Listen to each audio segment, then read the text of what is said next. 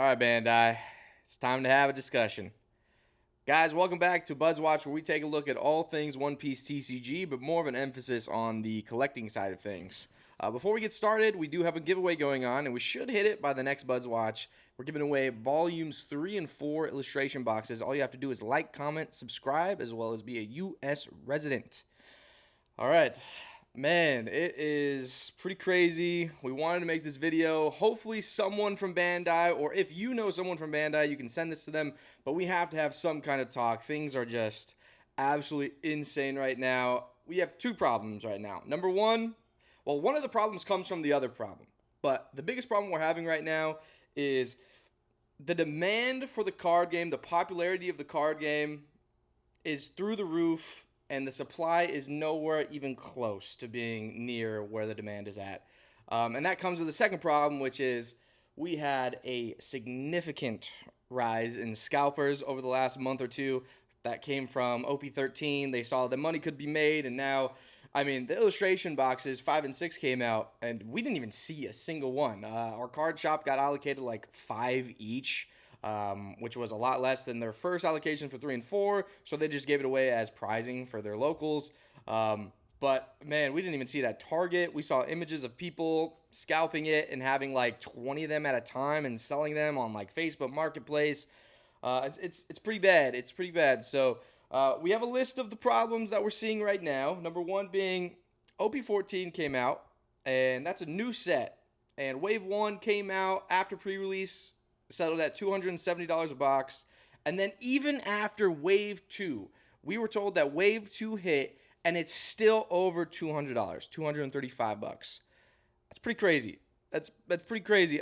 You should never see a set that just came out. I mean, this set literally just came out. And we're already seeing it above 200. Guys, we as collectors, investors, players, it doesn't matter who you are, you don't want it to go up that fast. You want to be able to, if you're a player, you want to be able to open it. If you're an investor, you want to be able to accumulate. And if you're a collector, obviously, you want to be able to get it for your collection as well. So it's pretty crazy stuff that's going on. I know I've said a lot here, but Nick, before we go kind of through the list of problems that we're seeing, what are your just like impressions of things that are going on? It feels like we're just feels like a dark place. You guys know I hate being doom and gloom, but it just feels like we're in a weird place right now, waiting for Bandai to do something. And we'll get into what we think Bandai should do. But what do you think? Well, let's start with the OP14 aspect of it. Real quick, heads up, guys. If you can tell, I'm a little nasally. I'm currently recovering from a cold, so if I don't sound as clear as I normally do, understand that is why. But this episode I thought was really important. I made a YouTube short kind of briefly discussing this problem that is happening in relation to the 3rd anniversary set, which we're going to get to here in a second. But talking about OP14 in particular, the one thing that Dom failed to add in there was that we have also gotten the mass importation of boxes from Europe that have arrived or are starting to arrive in the U.S. So between Wave 2 hitting and this mass importation of boxes, the market is so hot that we're still seeing the box pricing for OP14 right now at $235. To give you a little bit of a contrast, if this was a set from a year ago, we'll even say OP12 bottom at like $90 a box. OP12 is a pretty decent set. It's not great. It's not the top tier by any means, but it's definitely a good set. I'd give it probably a B plus tier. It's probably B, but point being, if this same scenario happened for OP12, it would be catastrophic for that set. That set would be in the dumpster. And that's why it was probably at $90 a box, was because all this product hit simultaneously and the demand wasn't there at that time in order to eat it up. But the demand is so hot right now in the One Piece market that you are seeing sustained prices at 235 boxes for a set that has been out for less than 3 weeks. With all this product flooding the marketplace, this is a huge red flag. That's something that has to be done. Has to be done. Yeah, let's go through this list even more. The Heroine set. I mean, we talked about this last week. We talked about how it's looking really doomed. But the Heroine set, the next set coming out in February, EBO3, is selling for like $550 pre-sale. And there are so many sales of this thing that it makes it feel and look like that's just going to be the price, if not a little bit higher on release. Who knows? Who knows how that goes? But we should never ever see a booster box at that price pre-release. Like I said, it doesn't matter if you're a collector, investor, or a player. You do not want to see the prices this high this fast. This only benefits people who have distro access or who have the means to scalp something with bots or something. Like the regular everyday collectors, players, and investors, this is not beneficial to any of us, to literally any of us. So we're already seeing EBO3, $550 a box. So many people buying this. Nick and I were just having a conversation on would we even recommend people to buy this? And Nick, you could say your opinion on this, but it's looking bad. It's looking bad. So my take on this one, as Dom and I have always said on Bud's Watch, is we are going to give you guys advice that we ourselves would follow. And the harsh reality for this one is if the box pricing does retain a value on release at $550 to $600, I would pass on it. I myself will not be paying that box price, even though in the long term, do I think the Heroine set will be worth more than $550 to $600? So long as Bandai keeps it as a Wave 1 print only, which they've always done with the EB sets, yes, I do think it is going to retain a good amount of value and it's going to go up over time. But the reason why I'm saying that I will not be purchasing it, it's because that I, in my own conscience, knowing myself as a collector, I cannot justify in any universe for myself to pay $500 for a booster box. What I intend on doing is I intend on buying the cards that I want from this set. I know I mentioned to you guys many times how my buying strategy for the newer sets as they come out is to buy every single SP and grade them sequentially, and I'm sad to admit that moving forward, that's just not sustainable. What we're seeing in the pricing right now for the SPs for OP14, a lot of them, which we kind of predicted, most notably the Mihawk and the Perona, have shot back up. Even with all this product flooding the marketplace, you're still seeing these SP prices go up, and there's only one singular SP that is worth less than $100, and that's the Edward Weevil, which is sitting right around $90. It's not even that far underneath $100.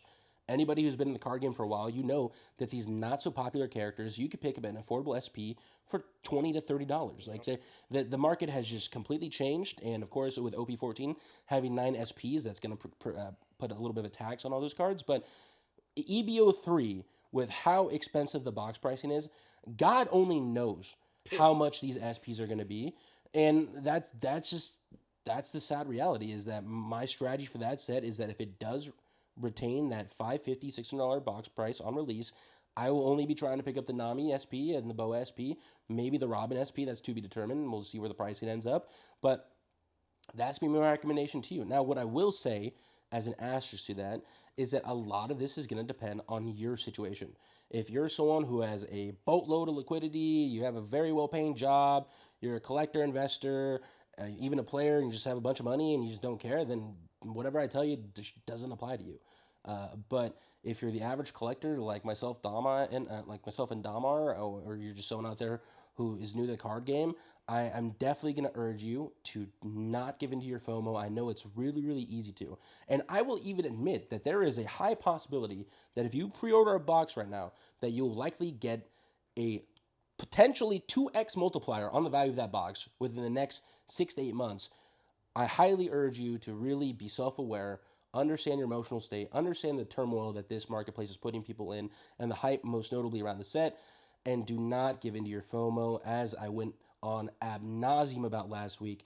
Our objective as collectors, investors, players, whatever category you put yourself in, is to find the most affordable box pricing possible on whatever set comes out. Dom and I, we have not gotten word from our local game store what that price is going to look like. For EBO3, I think the reality is, even with us playing twice a week, it would be a miracle of God himself to have a box available for us at MSRP. But again, that's really going to depend on your game store and their discretion. But from what we're being told, allocations on this one are looking very, very So bad. Rudy from Alpha Investments, someone I mentioned many times on this channel as being the messiah of the trading card community when it comes to the collecting investing side of things. He informed his community in a video last week that allocations for EBO3 are currently being cut by 20%, and that he is getting word that there are game stores out there who are getting half a case to one case of product, which for One Piece is unheard of, guys. Absolutely unheard of. And that is going to force the card shop to not be able to sell you any product at MSRP, sadly. Which is why, bigger picture, Bandai has to do something and solve this issue. Pokemon had a similar situation where they started cutting allocations because of how high the demand was. Typically, the way allocations get cut in the distribution axis sphere of things is that you have more people entering into the marketplace, right? So you have more people contacting the manufacturer being like, I want product, I want product, I want product. So then the manufacturer's like, okay, well, we have no more product to give you. Where can we get it from? And where do they get it from? All the card shops who've been buying from them regularly. That's how they do it. So they cut allocations at the card shops to give it to new people out there who have distribution access and are asking for it. So It feels so wrong, dude. Like, it's disgusting. You're taking allocation from someone who's been loyal to you and buying from you nonstop, and then you're giving it to someone who hasn't proven themselves or done anything to deserve something like an allocation. Like that whole process feels wrong. I've heard that a few times, and it just feels so wrong. It does feel so wrong, but yeah, that's weird. Yeah, but to finish my point on that is that you're seeing shortages of product for EBO3 that I might go as far as to say we have never seen in the trading card game sphere with how much hype is revolving around this card game in particular. I can't think of a single card game that has had this much hype with such little product out there. It's insane. It's insane. But I do agree with Nick. I think there's just better opportunities out there. Like, sure, the Heroines box might go from like 500 to like 800 in a year or whatever it is, but I personally think there are better opportunities at that price anyway. So next is the anniversary set. Okay, guys, so there's an anniversary set that comes out every year, and it comes with this cool little display. It'll come with some promo cards. Sometimes it comes with Don, sometimes it comes with sleeves, but that came out a few days ago. And Nick and I were trying to get it. We did end up getting it. We were two of the lucky two. But it was probably the worst buying experience I've ever had in my entire life. The website went down. People were saying they couldn't create accounts. So if you didn't have a Bandai account, you were probably just SOL with that drop. It sold out literally within seconds. Like, in seconds, it sold out. Then it came back. And then if you were refreshing nonstop, like we were able to get one, but it just sold out instantly. The website literally went down. Like, it literally, like, if you went to it, it said something like the website cannot be found or whatever it is. Like, there was so much demand and traffic for this. Now, obviously, it could be bots, could be organic demand. I would probably wager there was a lot of bots because people knew this was dropping at that specific time, like 3 or 4 hours in advance. And this kind of, like, we'll talk about this a little bit more, but Bandai really needs to communicate this stuff better. Is there another card game that you know of that will, like, announce the anniversary set and then sell it 3 hours later? Like, it just feels... That feels weird to me. It feels really, really weird where, like, you're not telling someone, a fan of it, that they can grab it or whatever. It benefits the people who are terminally online making money through, like, bots and stuff like that. So I don't like the way they handled it. The website crashed. It was a bad buying experience. A lot of people missed out on it. And then it was selling on eBay for like $1,000 pre-sale, and now we have this. Just adds to the to this, like, inner fighting between the community that's happening right now, where now you have people selling it on eBay for $1,000, and you have people who are reporting the listings on eBay, and it's these things that just create more anger from the community, more anger between, like, collectors and players. It was a bad time. It was a bad experience. Nick, I know you were trying to grab that with me, bro. So, I mean, I don't know if you have anything to add on to that, but it was pretty bad, man. No, it was definitely an unpleasant experience. Yeah. And the thing that I thought was so ironic about it is anyone who's purchased the first or second anniversary set, or with that being said, anything off Premium Bandai, over the past couple of years. The buying experience has always been very pleasant, very easy. The website, I don't think is optimized very well in terms of the buying experience as it is, but for the most part, it gets the job done. It gets the job done. Never had any problems. But they have every product has a window in which you can purchase it from. So you can purchase it from X date to Y date, and once they're out, they're out. That's kind of like their whole policy, right? That's kind of just been their MO and how they operate. Someone left a comment on my short I made talking about how terrible this experience was and how Bandai has to start doing something. And they made up a very good point that I thought the same thing about, which is where the irony comes in. They left the anniversary set have a window from its release date in January until mid-February. Yeah. Who on what universe or planet would think that in a world where the first anniversary set is going for $2,000 and the second anniversary set is going for $1,400, would think that the third anniversary set would ever be sitting there until mid-February? And that's where it really sticks out in my brain that Bandai they are completely disconnected with what's going on right now. And it's very alarming because it doesn't take a rocket scientist to look at the Pokemon market and see the amount of bots and the amount of website monitors that are being utilized. Pokemon, so to answer your question, Pokemon never announces their releases for a Pokemon Center product. It just happens spontaneously. Yeah, but they at least reveal it, right? They reveal the set. They reveal the set, but they don't reveal they don't have an official announcement date.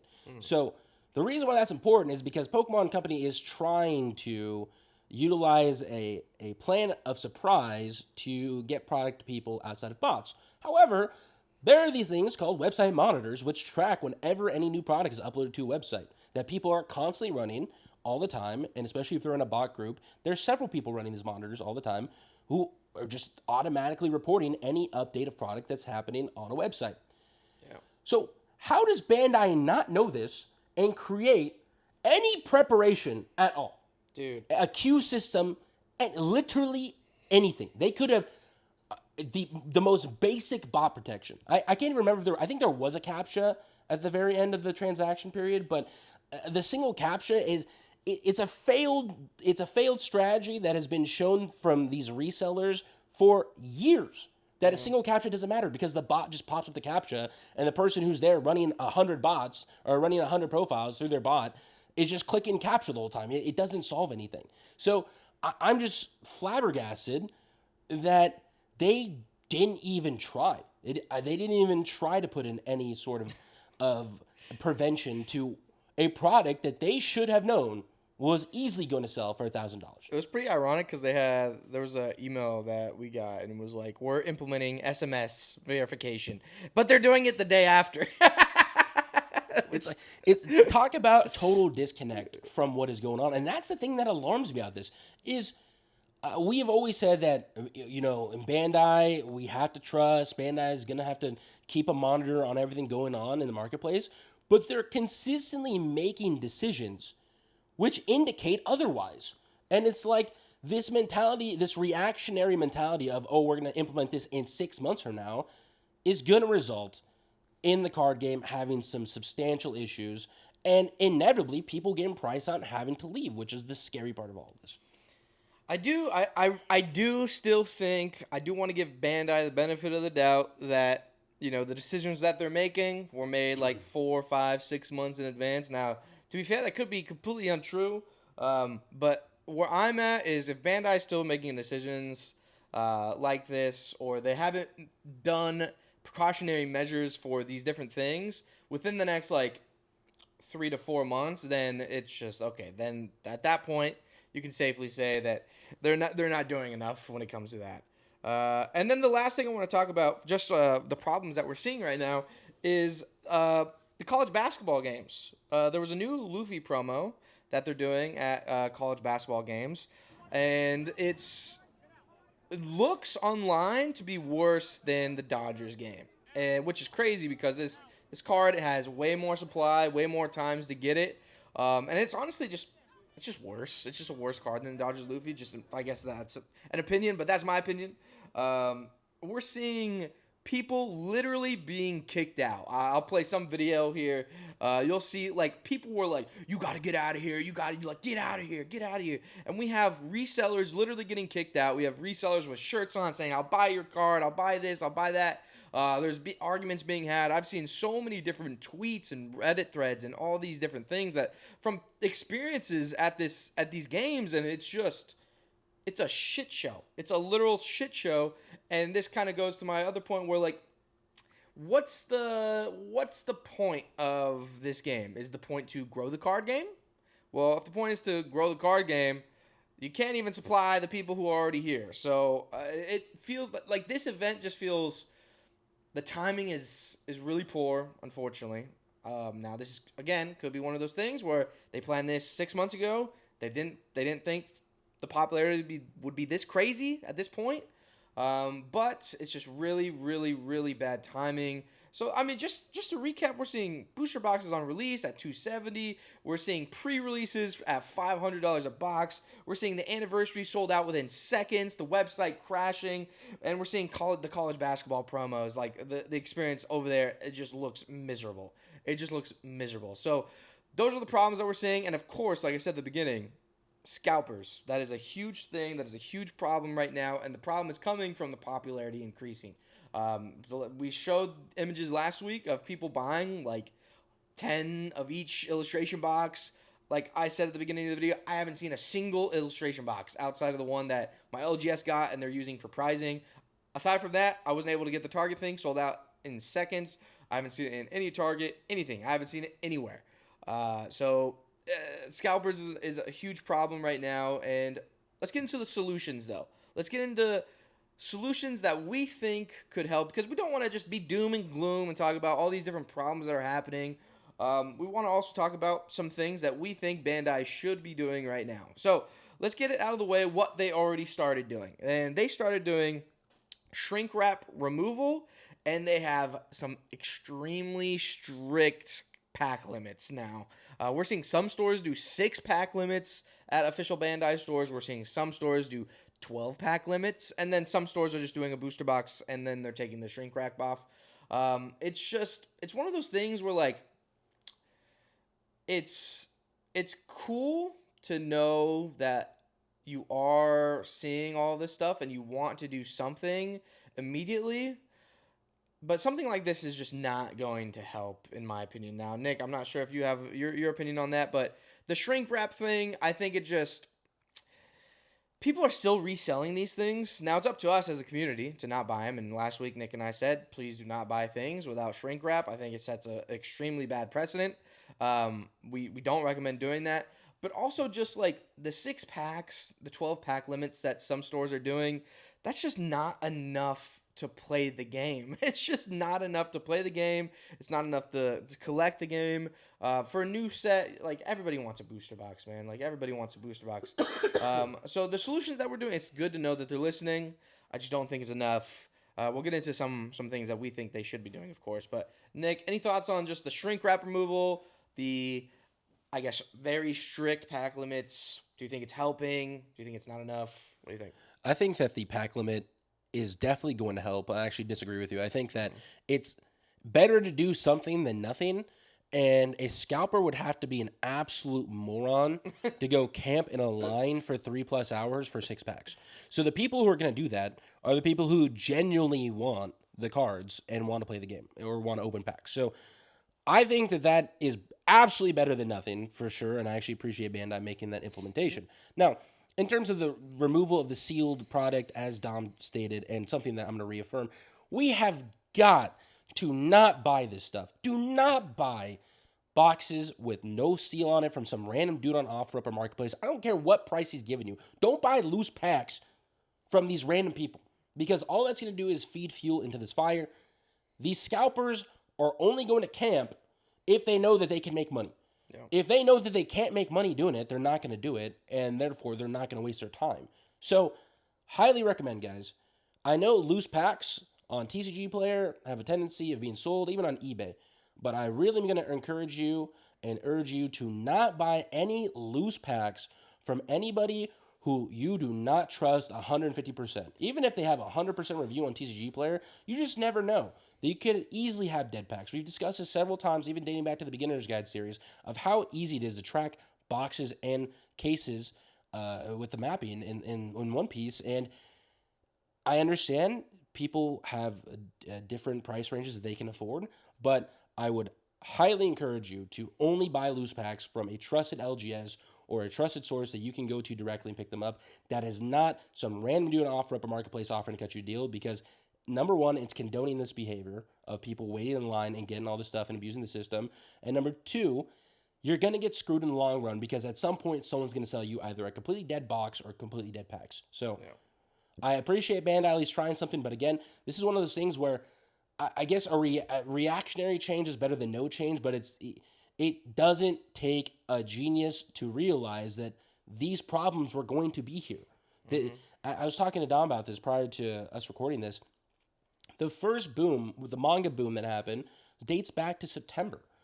Like we are reaching 4 months now of several booms. I mean, what's going on right now with the sealed product for OP13 you might be able to list it as a third boom. I wouldn't go that far yet, but I mean, what we're seeing was definitely a clear 2 booms dating back 4 months now. Bandai should be able to see what is going on, and these policies should have been implemented prior to. Again, am I happy that at least something's being done? Sure, but if everything is reactionary, inevitably people are just going to leave before the reaction comes. So that's why I'm praying that they're taking some precautions behind the scenes, and we're gonna hear about that. Maybe I'm being way too optimistic, but that's what I'm praying for. Okay, so the first thing, obviously, that we think Bandai should do is print more. Now, contrary to what some people might think, I do think value in a TCG is a good thing. And if you're watching this, very likely you think the same thing. I don't think investors are a problem. I think the real problem is scalpers. But, and I know we've talked about this before too, when we do say that we think Bandai should reprint more, some people are like, no, don't reprint anything. It's going to kill the value of all this stuff. Guys, it is not healthy for a box to be $500 pre-sale, $270 on release. Like I said at the beginning of the video, as investors, collectors, players, we do want there to be a point of being able to actually buy these boxes at not astronomical prices. It benefits literally everybody. It benefits everybody. The only people this market is benefiting right now, like I said, are the people with distro access or bots. So we need Bandai to print more desperately. Now I know Bandai, they did a huge reprint back in 2024, early 2024, and I don't want to say it killed the game, because I don't think it killed the game, but it just took out basically every collector investor mind from the card game, because they thought Bandai was just going to print to Kingdom Come and that there was going to be no value in the card game at all, and it was basically just a player's paradise at that point. So I know Bandai is probably kind of scared to reprint a sizable amount, and that's why we watched the Alpha Investments video, and Rudy was saying that he thinks Bandai should every set increase the print run by 10%. And if you increase the print run by 10% every set, it might not immediately fix the situation, but at some point we will reach some kind of equilibrium where the price of a booster box on release is fine. It's healthy. Players can get the boxes.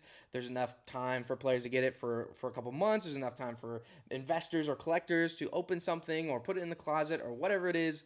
And there's no real incentives for on release for flippers to just buy a box and then flip it on OfferUp or eBay or whatever, Facebook Marketplace. So that's the first thing that we think Bandai should do. Print more. Print more, and I understand you're scared, and maybe they're already planning this. Maybe they're already planning this for worldwide release when everyone is caught up with each other. And this will get into my second point. But we definitely need more print runs. We definitely need that. Nick, anything you want to add to that before we move on to the second thing that we think we should do? Yeah, there is a couple things I want to add, and the first thing is in terms of fear from a collector investor side and player side of the reprint. Okay, first of all, players are not afraid of the reprint by any means. So this is more so of a collector investor thing. And that is, guys, the market is so hot that even if a mass reprint comes out for sets like OP13 right now, There is no correcting that. There is no. They could do 3 reprints, 4 full reprints, and I promise you won't see the box price in sub $200. The market is so hot for especially these Grail sets that what the reprint is going to do is it's just going to allow an easier area of entry for people that are getting priced out, like what we're seeing with the EBO3 set right now.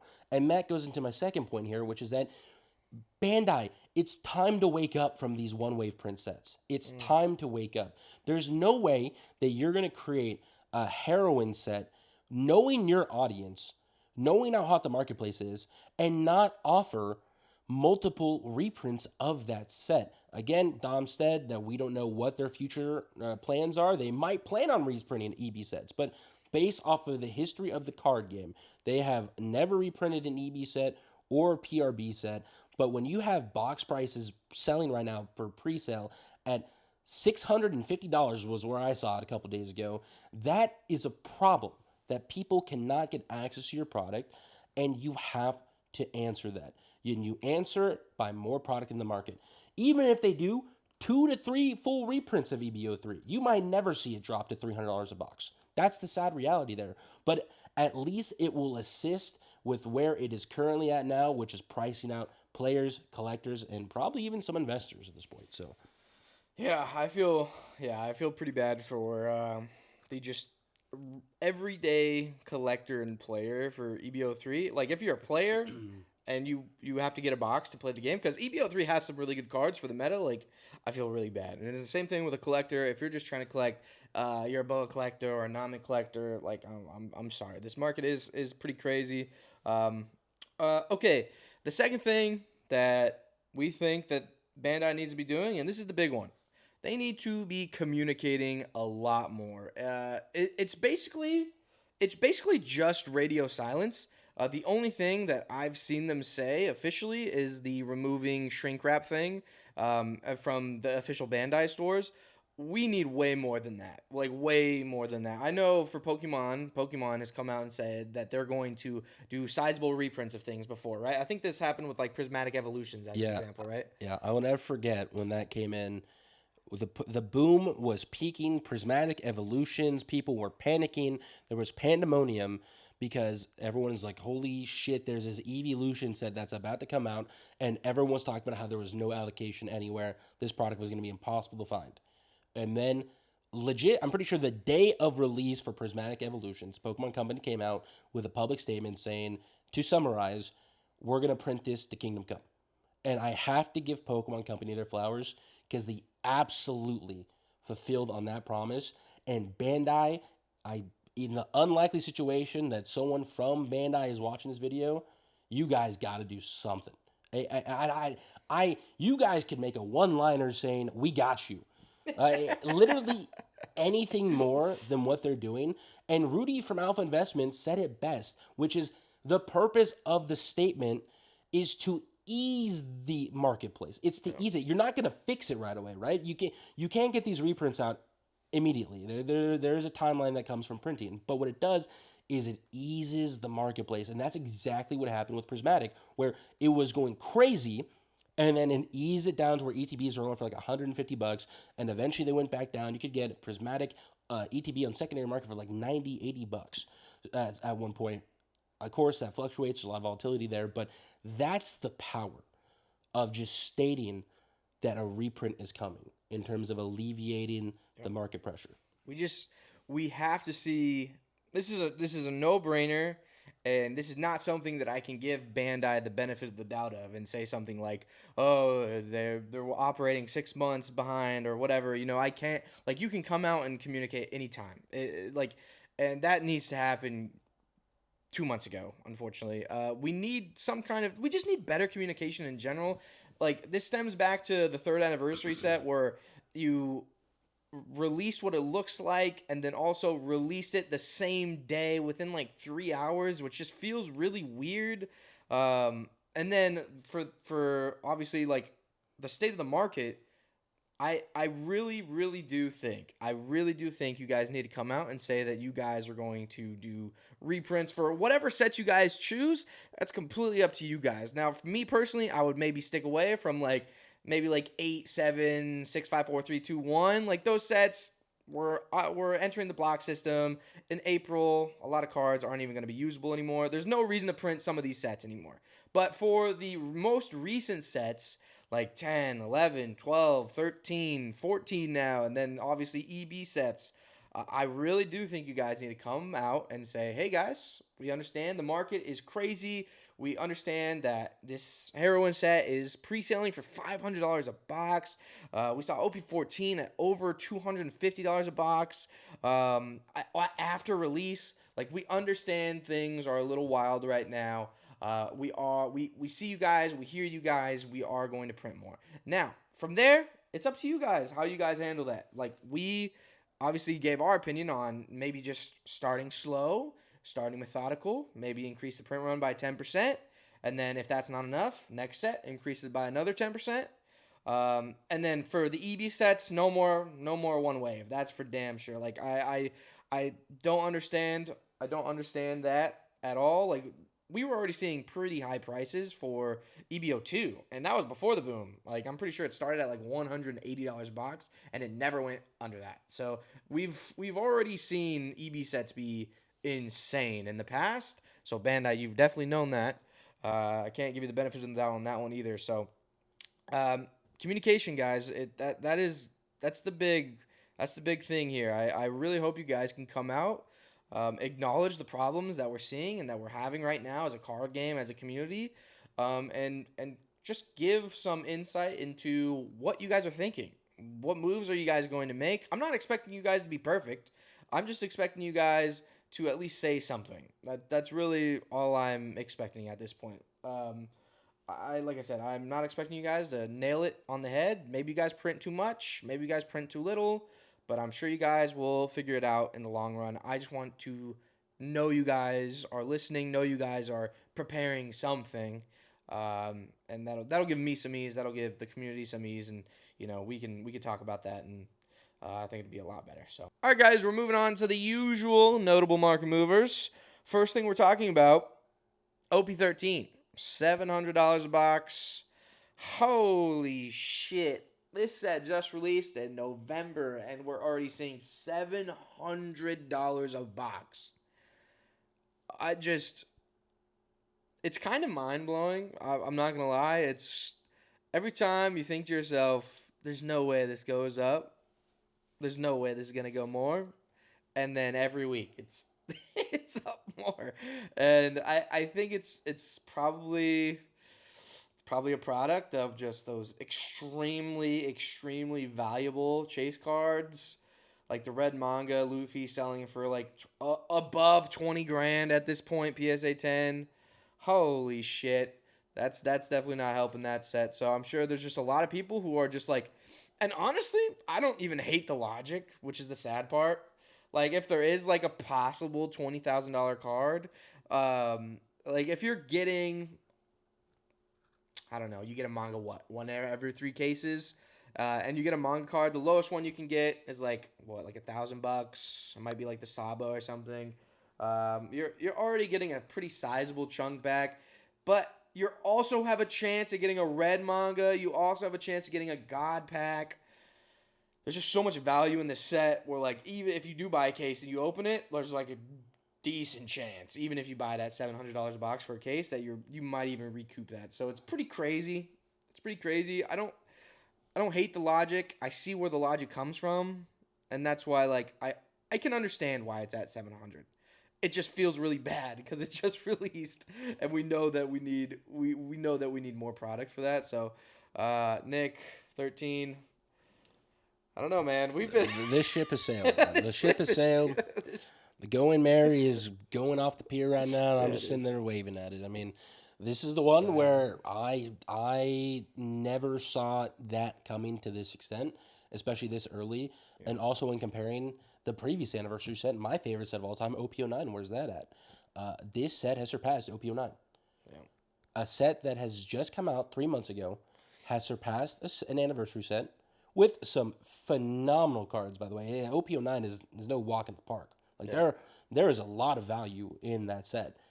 I actually am tracking an auction right now on a Roger because PSA 10 Rogers I feel like are so hard to find in English on auctions. And last I checked, I think the auction ends tomorrow and it's at like 22.6. So a $23,000 PSA 10 is in a set that's cheaper than OP13, which just came out 3 months ago. And this goes back to what I was saying. No amount of reprint is fixing this anymore. This is just fundamental supply and demand. The market has pinpointed that this set is of a very high collectible value and that they want it.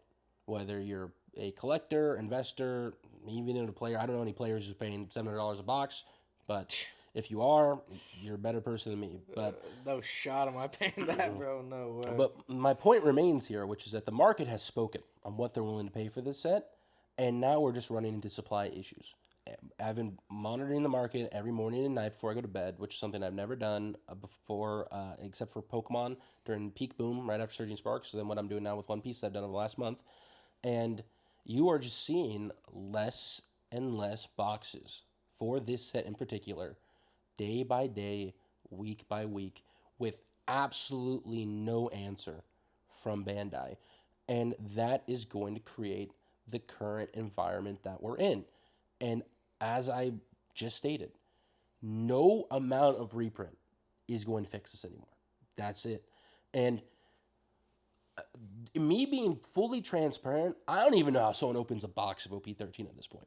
I have no idea. If you're out there and you have the liquidity to do so, again, I'm never going to tell you what you should be doing.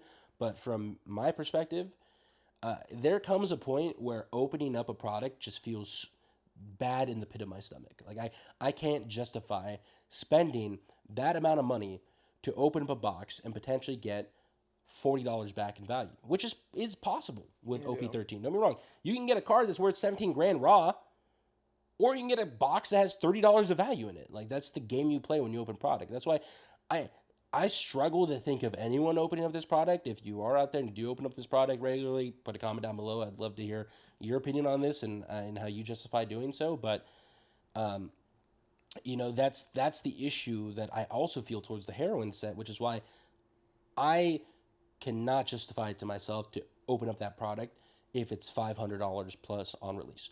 I can't even justify it over $400. And this is a feeling that I've only ever had with Pokemon, where a box would come out, it'd be like $250, $300, and it felt bad. It felt bad for me to be opening up this product. And don't be wrong, One Piece has way more value in cards than Pokemon does. I mean, you can get a SP Boa is worth like 4x with the Charizard SIRs right now for Phantasmal Flips for the same price box, pretty much. So there's definitely more value there. Pokemon you can get cooked way easier. So that's why I'm kind of having a similar pit in my stomach where the box prices are just getting to a point where I can't justify to myself opening that product knowing that I could lose a huge amount of the value that I'm spending. And the reason why I'm mentioning this is because I guarantee I'm not the only one feeling this issue. Mm-hmm. And the more people feel this, the more they're just not going to want to participate in the card game anymore. That's just the sad reality. People want to be able to open a product. They want to be able to... And at the end of the day, it's a hobby, right? It's supposed to be an escape from a very stressful life that people live. And no one wants to feel guilty opening up pieces of cardboard. Yeah. That's just it. So, well said, man. Well said. Anyways, OP13. If you're opening that, like Nick said, to put some comment down below. I don't believe you're out there. Anyways, the next notable market mover is the Altar Secret Rare Luffy from OP05 is now selling for above $300 raw, which is pretty crazy. This card was like just like a week ago at like $100.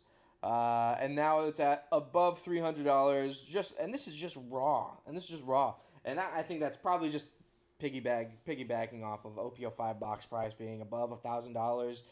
We're just seeing just the singles for OP05 just skyrocket. Honestly, kind of the same with OP01. Like when OP01 got bought out and the boxes were above 1,000 for the white bottom and like 4,000 for the blue bottom, we started to see the singles go up for that one. And I think we've kind of seen that for OP05 now, where the good chase hits from OP05 are just... They've just skyrocketed at this point. So, I mean, that's a pretty cool card. I really do like that card, actually. So it's just like a little Dollar Tree version of the Gear 5 manga. So it's pretty cool. I like that card. The next one, Bubble Zoro. I actually do like the name. Usually, I don't like the Pokemon kind of inspired names, but I actually do like the name Bubble Zoro. Surpassed the Boa on TCG Player. So the Zoro is now the most expensive SP on TCG Player for OP14. Oh boy, it's selling for about $1,300, $1,200 raw. By the way, everybody, pretty crazy. And I wanted to ask you a question. Do you think the Bubble Zoro can surpass the Mihawk manga in price? I think it's definitely possible, especially when considering the difficult hit rates that are out there for SPs. Obviously, the manga hit rate, typically 3 to 4 cases, is going to take you from one of them. But we've already deduced that with the SPs in the set, being that there's 9, you're looking at 4.5 cases to get all of them. So the hit rate is already harder than the manga. Wow, Zoro, it's true. when you think Didn't about even it. think about that, yeah. So there is some justification there. I've been seeing a lot of photos of buyouts on this card, as we mentioned a couple weeks ago, and even last week. This card's art is fantastic. It's well deserving of the price tag. By far the best Zoro SP that's been released, without any question to me. If you're able to pick it up for a discounted price during pre-release, congratulations. You did fantastic, and I'm really happy for your pickup. But in terms of, is it going to surpass the Mihawk manga? I think it's definitely possible. Zoro, popular character, more popular than Mihawk. The Mihawk manga, in particular, is a cool card. But I think the Zoro SP art on there might even be better than some of the manga arts that we see out there for a lot of these cards. So I could see it. Facts. I could definitely see it. I wouldn't be surprised. But let's not forget, folks. I know a lot of people tend to forget this, but the Nami SP from OP09 is the first ever SP to surpass a manga in price with the buggy. So this is not the first time we've seen this. We have seen, obviously, the difference being that OP09, there's 4 different mangas, right? And in OP14, there's only 1 manga. But there have been SPs in the future that have passed mangas from popularity. So it's not impossible. It's definitely not impossible. And I think at this point, it might even be probable. So I think it will. I think this is the best card Bandai's ever fucking printed, man. I don't care, man. Shoot me. This Zoro card is just gas, dude. Every time, dude. I feel like I have to look at it every morning to start off the day, you know? Wake up, look at my Zoro card a little bit, get the day right, All right, well, what do you guys think on that one? I'd be super interested to hear your guys' thoughts on if you guys think the Bubble Zoro will surpass the Mihawk manga. I saw some discussion about that online, and it was actually pretty 50-50, so I do think the Bubble Zoro will surpass it, though, personally. And then we have the new Luffy promo. We kind of already talked about this, the college basketball one, selling for about $500 on eBay. That's why you're seeing people scout the game, go to the game, have a shirt that says, I'll buy your card for $200 because they can get like 10 of them. And they bought 10 for $2,000, then they sell 10 for $5,000, including fees, maybe like $4,400 or something like that. But they're making like 2x their money just for going to a basketball game and I guess going to some old person who got a card they don't know what it is and being like, hey, I'll buy your card for $100. But we're seeing the value of that at $500. Honestly, and this is why I wanted to bring this card up. I think this card is actually overvalued, man. I really this card is being given out at multiple games. I've seen a couple conflicting numbers on the quantity of cards. Like I saw someone say it would be similar to the Dodgers Luffy, where there's 40,000-ish. And then I saw another comment say there was like 250,000. Now, I do not know what the actual amount is, of course. But I will say, if it is anywhere close to 250,000 or it's above the Dodgers Luffy, which I honestly probably would say it probably is, then I think we're definitely going to see that card maybe in like the 2 to like 300-ish range. That's where my personal wager would be on it. And I do want to pick it up. I actually do want to pick it up since I have the other sports ones. I have the BVB Luffy and I have the Dodgers Luffy. So I do want to pick it up. I'm just not picking it up right now, personally. But Nick, any thoughts on that one? Do you think it's going to go up? Would you buy it right now? Personally, I'm not. I would not buy it right now. And I think Kaizoku Ice said it best in his video where he kind of broke down the card and what's going on. I believe he said in his video the estimation he gave was 100,000 copies of this card.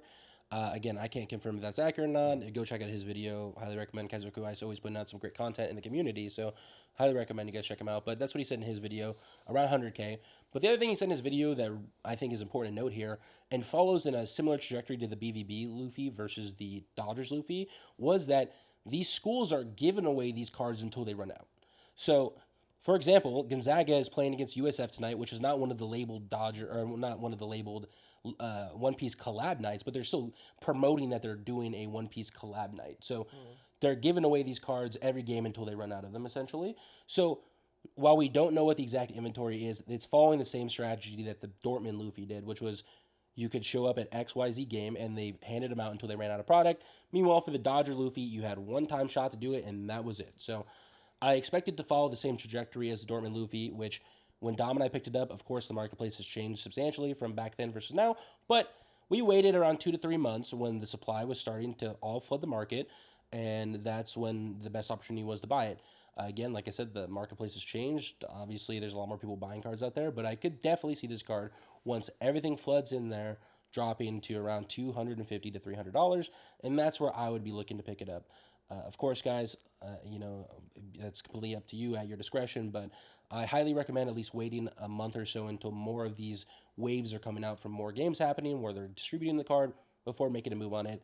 Last night was the first time they released it at the Rutgers game, so obviously everyone buying the card right now is probably be paying a peak price for a card that's going to be released over several nights. So do with that information as you want. And just a reminder, we are recording this 2 days before we actually publish this on YouTube, so this might already be out of date. So check the prices yourself on that one. But I wouldn't buy it until $250 to $300. But also at the same time, if you are buying it at $500 and you're not just acting on FOMO, you just want to make sure you grab it, then I wouldn't hate that either. And then the last one is I just want to talk about some kind of meta cards. Specifically for you guys to know about. I'm not going to go into details on any of these, just so you guys know what's happening. So OP15 is going through its reveal cycle right now. We got reveals for all the different leaders. It's looking like a bit of a stinker, in my opinion. But we are seeing, because the leaders were released, we're seeing some pretty big price movements on some cards. So the EBO2 Arlong SR and the Arlong SR Alt Art, that shot up a bunch. The Rebecca alt art from OP10 shot up a bunch. There's a Krieg alt art. I'm forgetting where it came from, but that also shot up. So those are some cards that if you guys are just seeing out in the wild, or you see an LGS have it and you're considering picking it up, or you're wondering why it's up so much, it's because we're going through a reveal cycle for OP15 and possible meta cards are being bought out in preparation for that release. So anyways, what do you think, Nick, about the kind of meta cards coming from OP15 and the releases? I think this really reaffirms a couple concepts that we've always promoted on the channel. The first one, of course, being that you should be a player. We always recommend that to have a greater understanding of the marketplace as a collector, investor, even as a player, is to play the game. So by you playing the game, then you would have an understanding for why these cards are shooting up. And this is a really good opportunity for you to look through your bulk, look at what you have out there, see if you can move some of those cards into trade to get some different card that maybe you want for your personal collection. So always keep your SRs and your rares whenever you open a product, guys. You never know what's going to go up and what's not going to go up. But on top of that, again, reaffirming why we always emphasize that you should get out to your community, try to be a player if you can, if you have the spare time, just so you can track the reasoning for why some cards go up as quick as they do, because typically it is meta-related. The last thing I wanted to add on top of that was, I know that we've been kind of a little bit doom and gloom how we're talking about how reprints need to happen in order to preserve the player base and to make the hobby affordable for people. But today's Sunday. It was the official registration period to open up for the next regionals in Pomona as well as in Texas. And per usual, they sold out in less than, I'm pretty sure, 30 minutes. So luckily, the player base is still here, but we need to do our best as collectors, investors, whatever you are, to preserve that player base, because at the end of the day, guys, the card game only succeeds when we're all here together and we are all looking forward to the success of the IP and the card game. So good news, they haven't left yet. Bad news is for $650 a box, they might not have a choice at some point. So Amen. All right, guys, we're moving on to the Q&A segment of the video. Just a reminder, you can drop your questions down below, and we may answer yours in the next video. Our first question comes in from Stark V5Q. Just caught up to the anime and just got into OP TCG. What packs would you recommend? For me personally, I guess it just depends a little bit. If you're looking to play the game, I would probably go for PRBO2. PRB, if you don't know, premium booster set, the best. It just reprints all of the good cards from the previous sets. It's really cool. It also has some really collectible stuff. But if you're looking to play the game, I would get that one because it's going to give you the most bang for your buck for actually opening a booster box and packs. If you're just looking to collect and get some cool cards, I think OP12 is at a price that's doable, manageable in this crazy ass market that we're in. Some really, really cool SPs. Has the anniversary Blackbeard card. It has the Jewelry Bonnie manga. I'm a Zoro fan myself and has some really cool Zoro cards in the set. So that's one of the sets that I would go for, as well as OP14. I think OP14 with Wave 2 hitting right now, and we're seeing boxes at 230, 235. It is a new set, and a new set being at that price is pretty crazy. But when you compare it to all the other sets, I mean, you're seeing OP10 at like the same price. So would you rather buy OP10? And if you don't know, OP10 is the worst set in existence of any card game ever. So if you compare it to that, it's at a pretty good price. Just compared to any other thing. So if you're looking to open something, I would go for OP14. Another one of those sets that has really, really cool SPs. I like the manga. The Dracula Mihawk is awesome. Anniversary buggy cards. Really meta cards as well. Pretty cool stuff. But Nick, I don't know if you're just going to concur, but... No, I am going to agree, but I'm also going to agree most notably about OP14 in that because it's the latest set, there is actually a lot of buying opportunity out there for even under what current market pricing is, which is why I would emphasize that, you get into the hobby, you go to your LGS, if you have several by you, I'd check every single one of them out and see which ones have the best, most affordable pricing for a couple of reasons. The first thing is, ideally, you want to get the box for as cheap as possible, but also the second thing is you want to go to the card shop and give the card shop business who's going to give you the best pricing. So you doing that research, going around town, if you have a couple of different trading card shops in your town, wherever you're at, it'll give you a lot of useful information. And if you want to pick up a box for an affordable pricing, you always want to do it for the cheapest one possible. OP14, even at our local game store, of course, as we've always stated, you being a player gets you greater access to products, so I highly recommend you guys play the game if you don't already. At our most recent locals on Saturday, after Wave 2 hit plus the European product hit, our LGS gave every single player a box at MSRP for OP14. I love my shop, bro. In our current environment where box pricing is $235. So there's definitely buying opportunities out there, guys. We're not only going to be here doom and gloom, but the differences between now and a year ago is that it takes a little work. It takes you being a member of the community and you getting out there. You're not going to have everything readily available like you previously did. And that's why I highly recommend that you go ahead and you do that. And I appreciate the question. And welcome to the hobby. It's a crazy time, but we're glad you're here. Thank you, Stark. And then the next question comes in from Stripe Sweater 520. Just a question for the collectors. What's the plan if you happen to lose your collection investments in a natural disaster or fire or whatever? Is your stuff insured? Anyways, the goal is to pay no more than $150 for EBO3. Otherwise, I'll be okay missing the set and getting Japanese maybe. Well, if you can find $150 for EBO3, that'd be amazing. In terms of your question, if you have honestly anything above like $15,000 to $20,000 worth of collections, in my opinion, I think you should have it insured, of course. So that's what we do.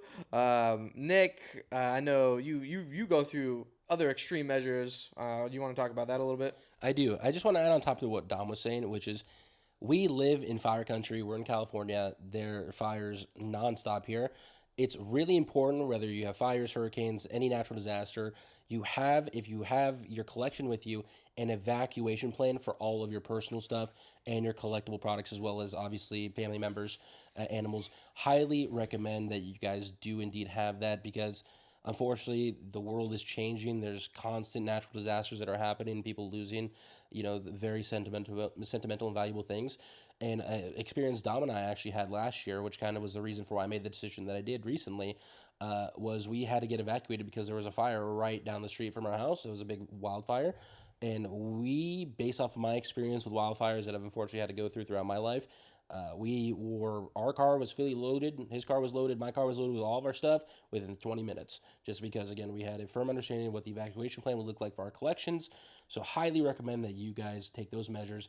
Even if it's just in your brain, you're just like, okay, if I get an evacuation notice, a hurricane's coming, and I need to move stuff out of my house in 10 minutes, how am I going to do this, right? You never want to be caught in the last second unprepared, so highly recommend that you guys just do a basic evacuation plan for all your stuff. Even if you don't have any collectible stuff, it never hurts to have, be prepared in case any natural disaster happens. Along with that, so apart from getting your own insurance, which I highly recommend you guys do, I know collectible insurance, it's a little bit more nuanced. There's a little bit of difficulty in there. Like, for example, my main insurance company, I inquired about collector's insurance, and they told me that it wouldn't apply to robbery, which is ridiculous, but they said that it would apply to certain situations, but not all situations. So do your research on the different insurance companies and make sure that they are all encompassing of everything. I actually, we'll go ahead and we'll put some links up for some companies that we're going to do research on and we're going to recommend. So you guys can click on those, do your own research, though, come to your own conclusions, whatever's best for you. But on top of that, there are a couple other solutions that you can do that I recommend and that I've personally done, which is, number one, submit cards to the PSA Vault. So PSA actually offers a service where you can send them some cards to put in their vault system, and they can hold them for you. Obviously, it sucks not having the cards in your personal collection, but of course, it being secured at PSA's facility, it's likely better than it would be in many situations. So for the higher tier cards, a lot of my higher tier cards have been sent to the PSA vault in that process in order to ensure that they're safe and they're taken care of, so I don't have to worry about any terrible things happening to my collection. And then the other alternative, which I've also considered, and I recommend you guys do if the PSA vault is a little bit extreme, which I can see that, is getting a safety deposit box. So safety deposit box, the way it works, go to your bank, you can just tell them, hey, I want to get a safety deposit box set up. They'll take you to the vault. You pay a certain amount of money a month. I can't remember what the current pricing is, but when I did have a safety deposit box, probably like 5-6 years ago for some other stuff, it was like $60 a month. So it's something extreme, and you can put whatever you want in there. So the way it works is that they'll even give you your privacy. So they assign you the safety deposit box, you pay for it.